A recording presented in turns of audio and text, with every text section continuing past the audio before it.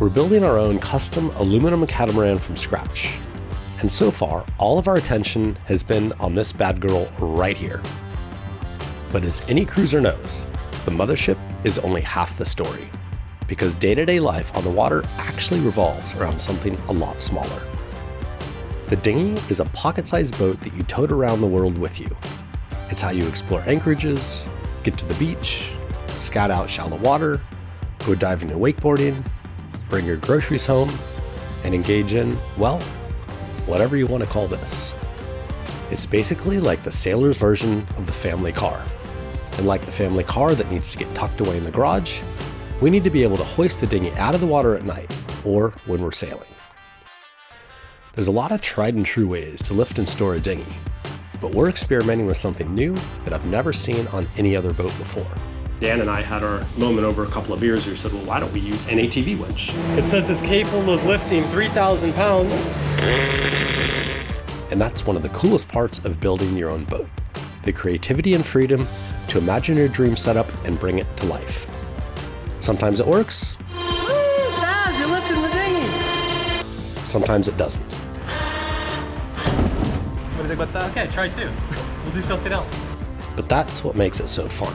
And if this works, which I'm pretty sure it will, then it's gonna be really cool. So in this week's episode, we're going to take you through the whole process from planning to liftoff, plus a few fun detours in between. Okay, here we go.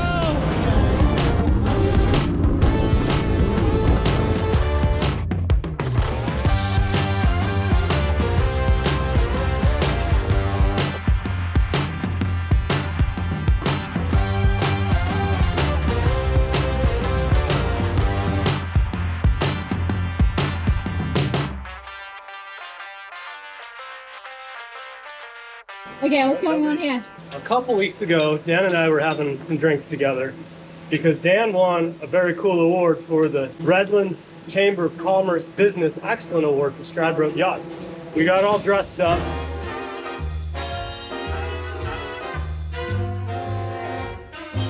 Stradbroke Yachts!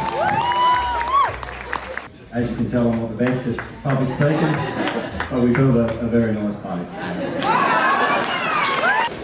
Check it out, winner! We started talking boats, as we do, and we were talking about how to lift the dinghy, and Dan came up with the idea of using a very simple and very readily available winch for like the front of like you'd have on a four-wheel drive truck. But then we're like, well, they also make them for ATVs and small vehicles, and so I found this one.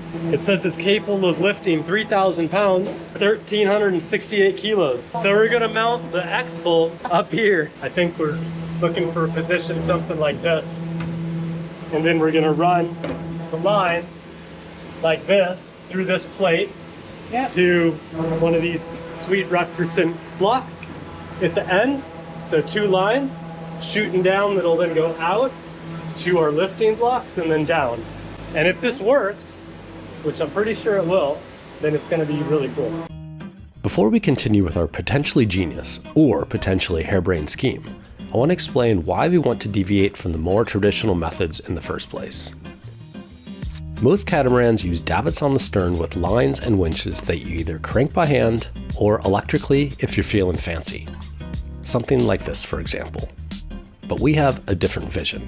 Decided very early on to not go with traditional davits that you'd see coming out of the back of the boat, and instead extend our roof all the way from where it would traditionally end, which is over kind of the aft bulwark seating area, all the way to the very back of the boat. And there was actually a bunch of considerations and reasons that we did for that. I think the first and foremost is, since we're permanent liveaboards, I think that shade and protection from the water and elements and rain and keeping that living space dry is a big deal for us. And so to take a little bit of a weight penalty and make that roof bigger and give us the extra area on the back platform and completely protect the aft cockpit from sun and water coming in, is a big deal. Yeah.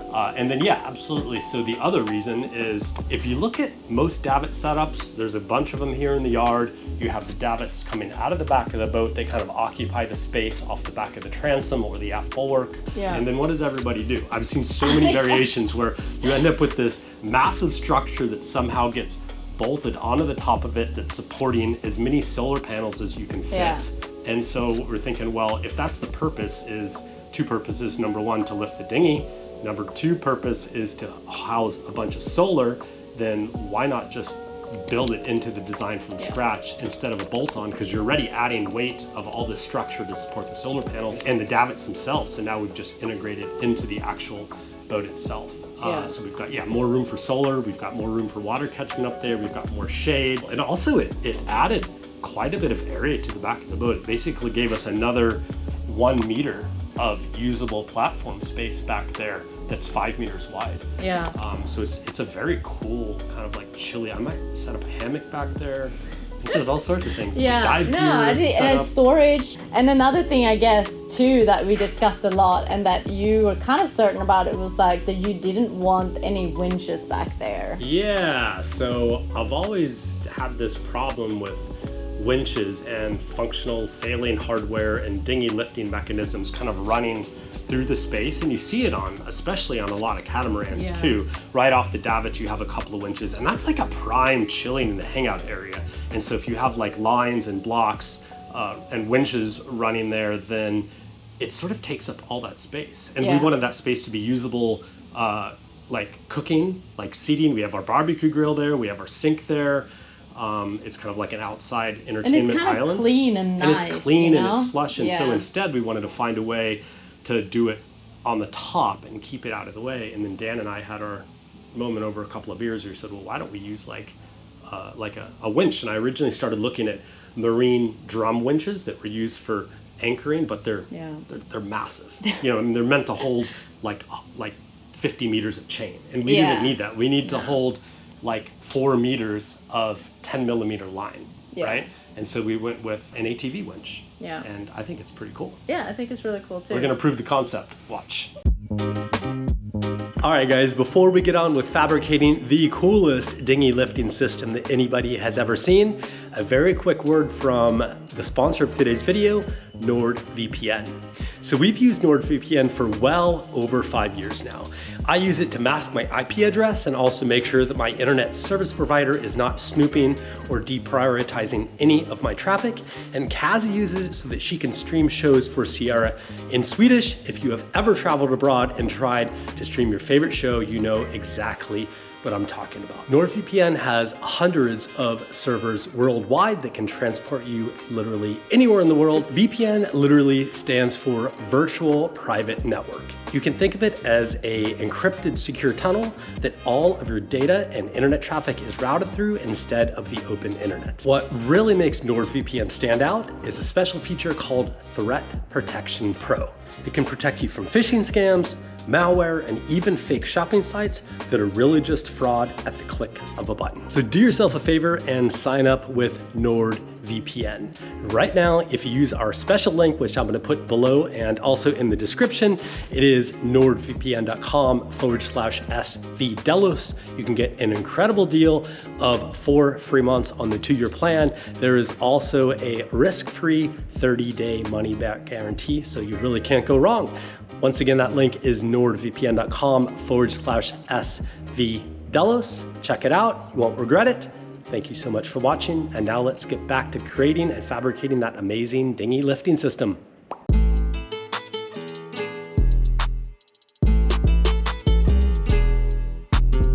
It's a good shot right at the nose there. Have I trimmed my nose hairs? All the wisdom hairs, right? The hairs that are coming out of my nose and my ears. I'm getting wiser by the day. Yep, that's it. I'm just going to put a little temporary tack up there go on ahead that and one. do that. All right, well, Dan's working on that. Dane is making up all the brackets. Yeah, making up a few brackets. The whole process was pretty straightforward. It would be a fairly simple installation with a plug-and-play device, but there were a few factors we needed to nail. We needed to make sure to get the alignment right so the line wouldn't chafe on any of the aluminum supports of the roof. and we needed to make sure that the motor would be properly secured and supported since it will carry the load of lifting the dinghy. Once we were happy with our setup, we temporarily wired it up to a very small and somewhat underpowered battery so we could do our first round of testing. You ready for our first test? I got my remote here. Oh, You hold on tight, It's a pretty Dave. chunky Feeling remote. strong today?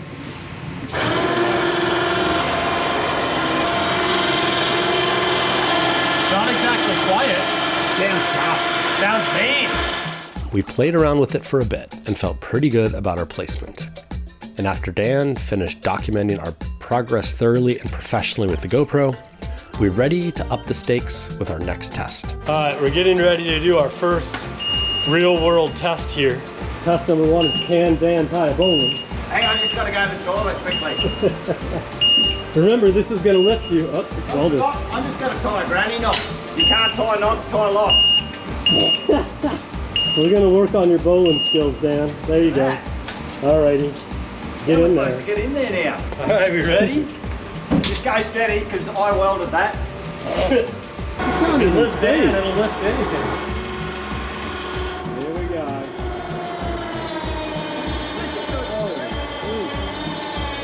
We're at 150 kilos, baby. There it goes. There you are. You gotta leave me here, I think we're out of battery. Oh, I better charge it.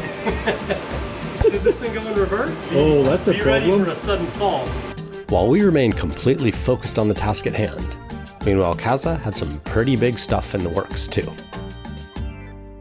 Okay, exciting day today. Steve and Steve are here to put in that cubby hole permanently on the port side. A few episodes ago, we showed the final test fitting for this big piece of cabinetry in the port side aft cabin. Our carpenter dream team of Steve and Steve has since made all the final adjustments, and now there was just one thing left to do. This is basically the first cabinetry that is going in permanently into the boat, which is, I don't know how much, I don't know how to describe, like it's a big moment for me because we've been working on this for quite some time, and just to be able to see stuff going in permanently, it's so cool.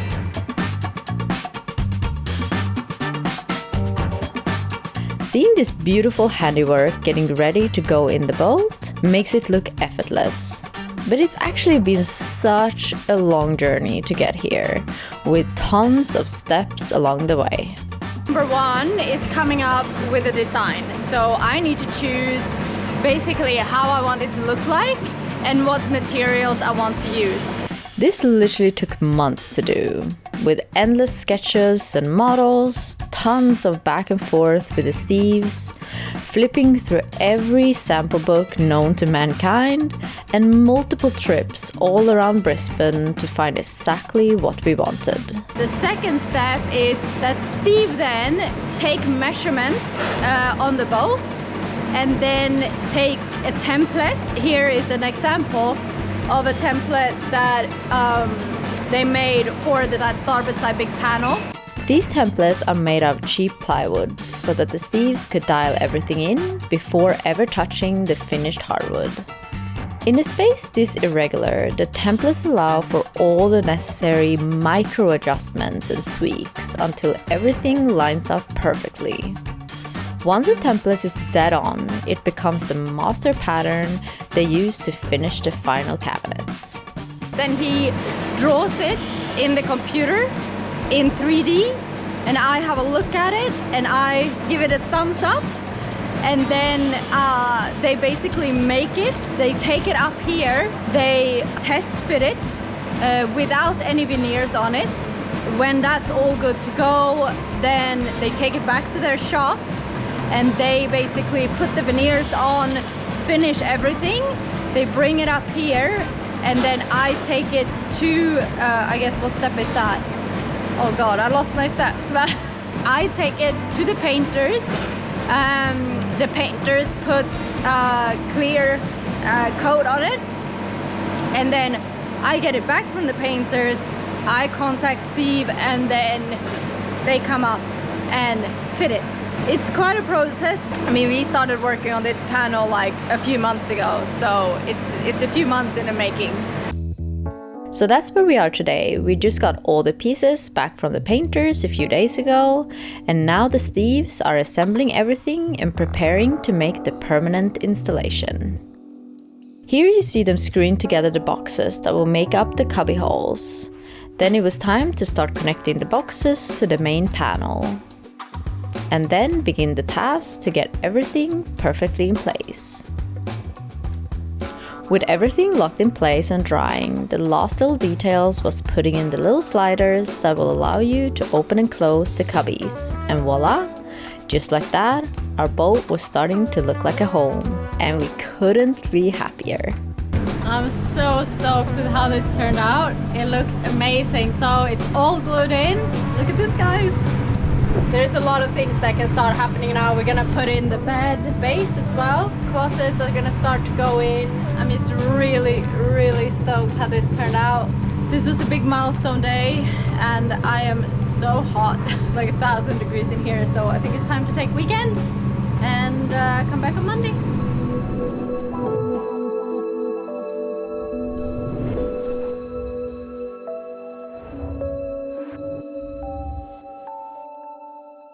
Good morning. I'm off on like a little solo adventure this morning. Our friend Steve is gonna take me out on his Thundercat, which is basically like a little dinghy catamaran with a giant outboard on it, and it frickin' flies. If you've never seen one before, a Thundercat is a lightweight, inflatable catamaran designed for high-speed racing. They're raced in rough water, tight courses, and big conditions, and you can find some pretty crazy clips online of these babies in action. Steve used to race them back in the day, but nowadays he's more into buzzing around and exploring this beautiful coastline, which was exactly our plan for today. Morning, Steve. How we doing?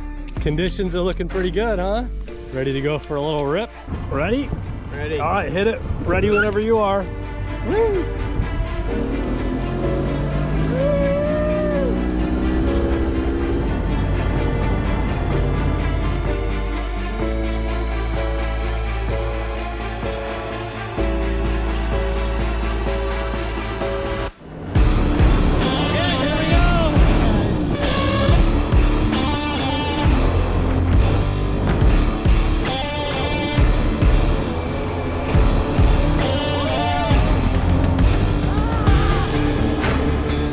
The camera simply doesn't do the experience justice.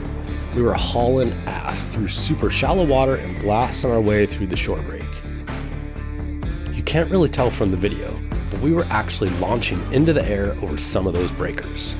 Steve was definitely doing most of the work, but I did have an important job up front, using my weight as ballast to make sure we hit turns, or at the very least didn't flip over on the waves. I actually get such a kick out of this kind of stuff. And while I'm totally in love with the build right now, I have to say that the sailor in me and my adventurous side misses this kind of adrenaline rush.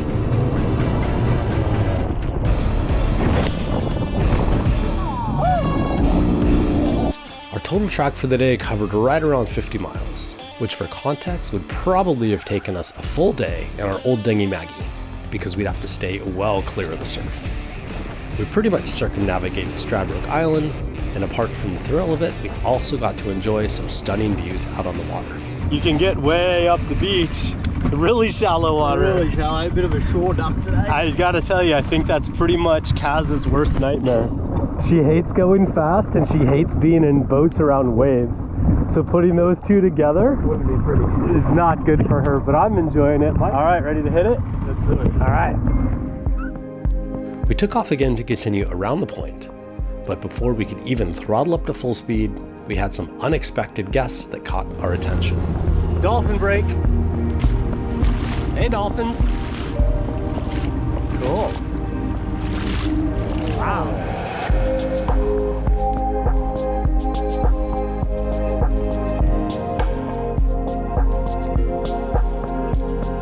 On the way back, in his final act of courage for the day, Steve was even brave enough to give me a hand at the tiller.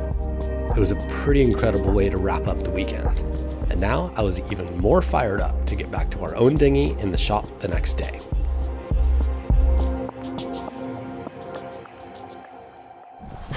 All right, next task is we're gonna take Maggie, who's behind the shed, put it in front of the boat so we can actually use a real dinghy to test the dinghy lift mechanism. Yeah, that's about it with the engine where it is. Yeah, there we go. All right, now we go for a little forklift ride.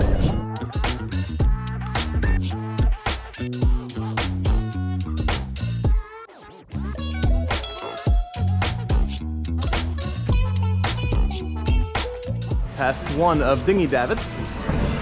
What could possibly go wrong? You tie that on there good, Bill? Yeah, hopefully. Those knots good, Bill? Yeah, Bolin's. Hopefully that's strong enough.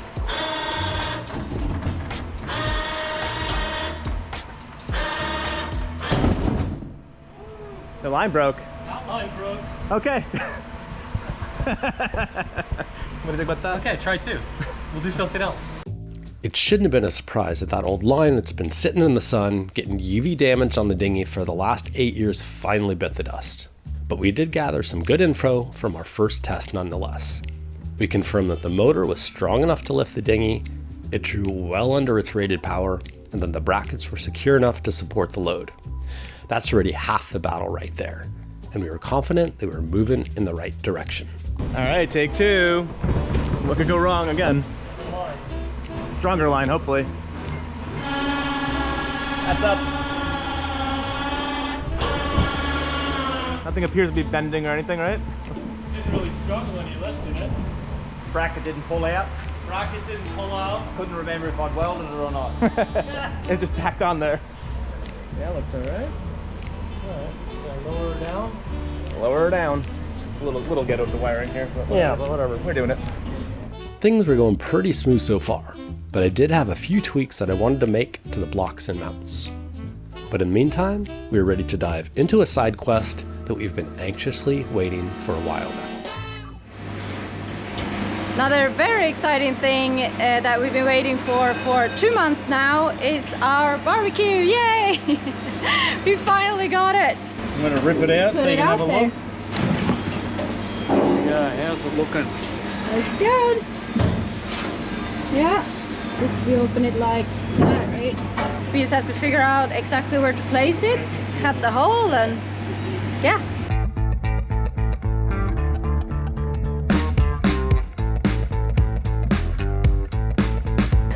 It'd want to cook a good steak, hey Kaz? Yes. Is it a grill or is it a barbecue? It's a Barbie. Barbecue. Barbie. Hey, are you ready? Cut a hole? Cut a hole. Wow. So we got to measure a hole first. Oh shoot, yeah, we gotta measure it first. Getting to this point with the barbecue has actually been a bit of a saga. We had a few requirements that turned out to be pretty tricky to meet. Most importantly, we wanted it to be made of high-grade stainless steel, which proved pretty challenging on its own. Then to narrow it down even further, our size requirements were much smaller than almost everything else we found on the market. And this one was literally the only one that we could find to fit our space. Then we had to import it, which took way longer than expected, but hopefully it'll be worth the wait.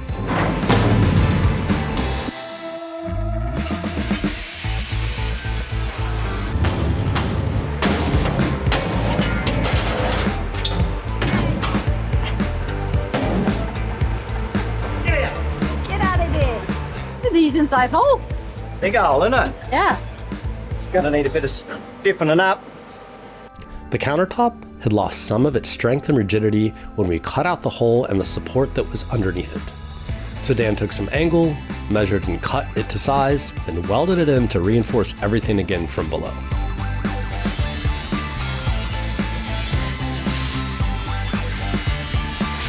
One, two.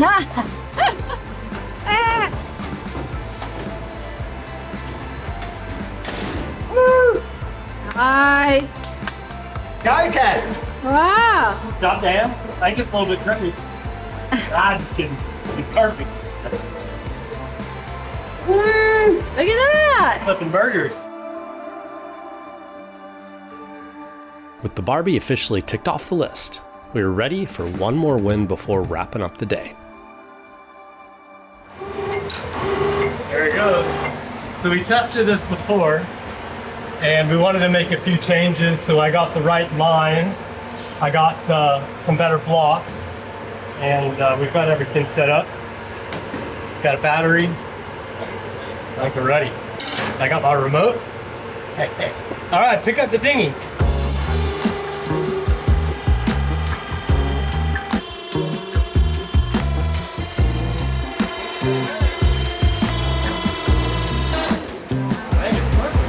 How do you think it does to like movement, like in the waves and stuff, if it's like slack and then it goes tight and... I don't know. Yeah. I mean, this thing's rated for a lot more than we're using it for. The dinghy's gonna be about 250 kilos. We've got it on 2 lifting points. So that's 125 kilos per lifting point. And it's on a 2-to-1 purchase. But it's not really struggling. We measured the current. It's not pulling near its maximum power. Yeah, I think we're good. Okay. Bottom needs a clean. Thanks, Dan. You want to get under there and check it out? Yeah. I'll lower it right on you. I wouldn't go under there right now. I don't trust it. All right, I'm gonna put it down. You ready? Bye. We definitely got a kick out of playing with our new dinghy lift. Reaching the point in the build where systems are actually starting to come online is so frickin' satisfying. It's the culmination of my inner child who loves to dream big and push buttons, and the adult in me that has the tools, team, and know-how to actually make it a reality. And we couldn't be more stoked. Guys, give her a go. Play with the new toy. Push in. Whoa. Woo, Dad, you're lifting the dinghy. Pretty sweet. Success? Success. Success, Bill. Ahoy Delos Tribe, thanks again for watching this week's episode. If you love following along with the build every week, please stop by our online store and check out all the sweet new Delos 2.0 merch we've got in stock. We've got men's and women's sun shirts, Burgee flags, t-shirts, long sleeve tees, and much more. So check it out at svdelos.com/shop, and we'll see you next Friday for another new episode. That's what you call a circumcised husband, the X-Bull. Really? Really? Is that an Australian thing? Or are you making shit up? Thought of that just then. Well, a bull has still got his testicles. So if he hasn't got his testicles anymore, he's an X-Bull. But circumcised doesn't have anything to do I with say circumcised, sorry. Not with the testicles, Dan. Jewish friends out there. Castrated is what I meant to say. Ah, X-Bull. That makes more sense. Woohoo!